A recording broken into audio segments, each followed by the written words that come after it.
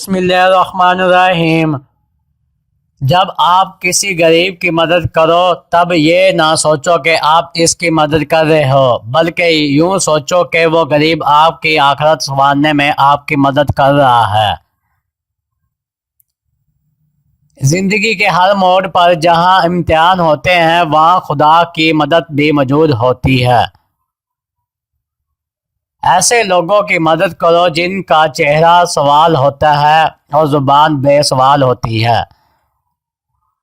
جب آپ کسی مجبور اور غریب کی مدد کرنے کا سوچتے ہو تب خدا گنجائش نکال ہی دیتا ہے۔ غریبوں کی مدد کیا کرو کیونکہ غریب ہو جانے میں دیر نہیں لگتی۔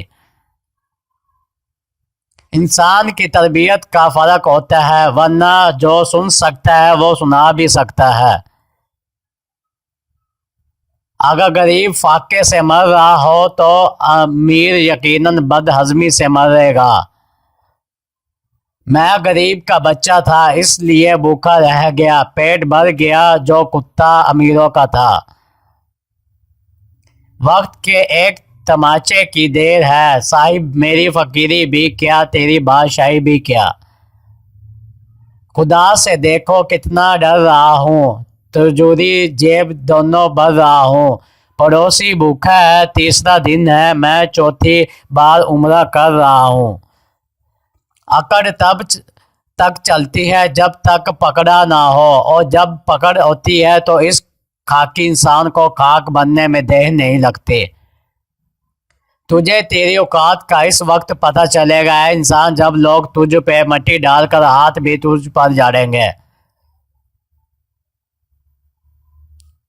اگر لوگوں کی مدد کرنا تمہاری ترجیح ہے تو یاد رکھنا خدا بھی تمہیں کبھی تنہا نہیں چھوڑے گا۔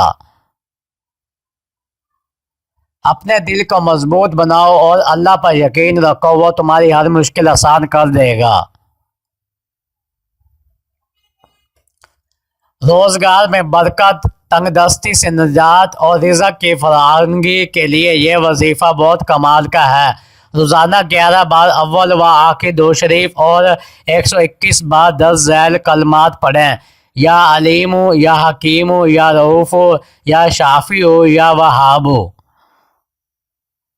کردار میں سادگی چاہتے ہو تو اپنی سوچ کو اچھا کرو۔ اسلام اتنا خوبصورت مذہب ہے کہ مسکرانے پر بھی آپ کو اجر ملتا ہے، اور یہاں تک کہ غصے کی حالت میں خاموش رہنے پر بھی۔